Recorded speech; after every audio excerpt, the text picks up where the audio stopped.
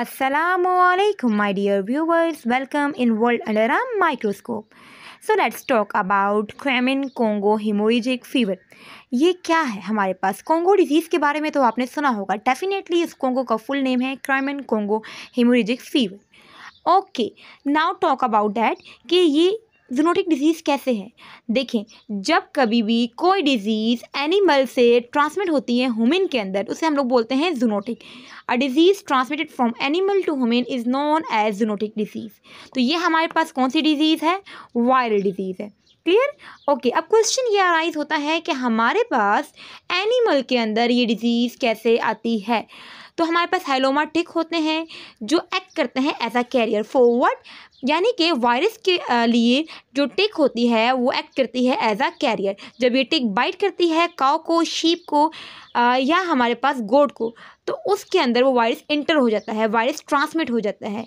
And when ever, जब भी, जैसे कि आजकल बड़ी ईद आ रही है, तो हमारा उस एनिमल से कांटेक्ट होता है. जैसे कि स्लॉटर हाउसेस के अंदर जहाँ पे एनिमल ज़िबा किए जाते हैं, तो जो इन्फेक्टेड एनिमल्स होते हैं उनके ब्लड के थ्रू हमारी बॉडी के अंदर इन्फेक्शन चला जाता है, वायरस इंटर हो जाता है. देन अभी हम बात करेंगे पैथोजेनेसिस के बारे में कि ये क्या होता है. So let's talk about basic morphology about a virus. तो हमारे पास जो ये वायरस है, ये according to a Baltimore classification system ये बिलोंग करता है क्लास 5 से. इसका न्यूक्लिक एसिड कैसा होता है? Negative sense single standard RNA virus. अच्छा, ये वायरस जो होता है इन्वेलप होता है, इसके पास स्पाइक्स लगे हुए होते हैं. Which type of glycoprotein spikes? GN and GC.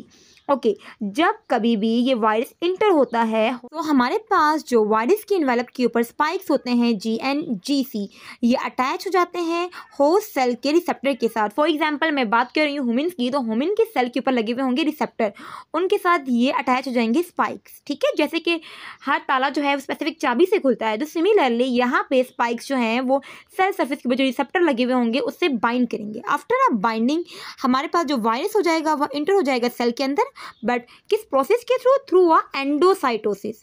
Then अब क्या होगा? वायरस की बॉडी के अंदर होता है viral RNA dependent RNA polymerase enzyme. ये क्या करेगा? वायरस अपनी बॉडी से ये RNA जो एंजाइम है ये रिलीज करेगा. ये जो एंजाइम है ये पहुंच जाएगा होस्ट बॉडी के होस्ट सेल के साइटोप्लाज्म में, और वहां पर होगी इसकी primary transcription. Transcription mean that कि हमारे पास जो न्यूक्लिक एसिड होगा वो ट्रांसलेट हो जाएगा मैसेंजर RNA के अंदर. ओके माय व्यूवर्स, सो यहाँ पर आप देख सकते हैं कि वायरस की जो न्यूक्लिक एसिड है उसकी ट्रांसक्रिप्शन होगी. What is mean by a transcription? यानी कि उसका जो न्यूक्लिक एसिड है वो कन्वर्ट हो जाएगा मैसेंजर RNA के अंदर.